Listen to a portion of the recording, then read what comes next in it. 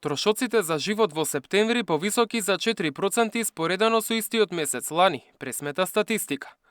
Ова е намалување од август, кога годишната инфлација беше 4,4%. Изминатата година поскапело речиси се, а најмногу алкохолните пијалоци и тутунот. И покрај тоа што на годишно ниво цените се уште растат, во однос на август, септемвриската инфлација бележи намалување за 0,2%. Според статистичарите, поевтинување има кај транспортот од над 3%, а кај храната за 0,1%. Познавачите оценија дека ова се охрабрувачки бројки. Добрите прудентни мерки очигледно е дека даваат резултата и дека Централната банка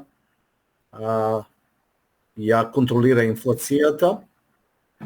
Значи, констатацијата е дека тие мерки се добри. Јас сум голем противник на административното регулирање на цените, ограничување на маржите и оние останати мерки кои во изминатиот период нели се вртеа или се користеа во праксата.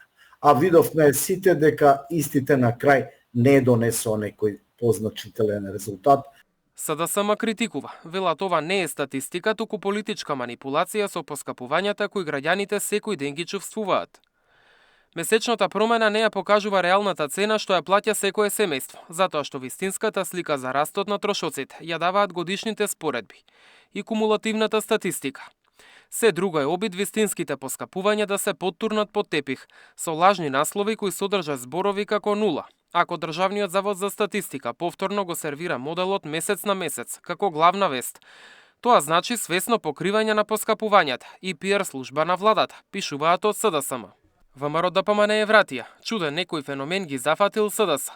И при јасни и релевантни резултати и податоци да не сакаат да прогледаат. Сега им најдоа замерка и не им се допаѓа методологијата за трошоците на живот кои ги пресметува Државниот завод за статистика, само затоа што резултатите не се онакви какви што тие посакуваат.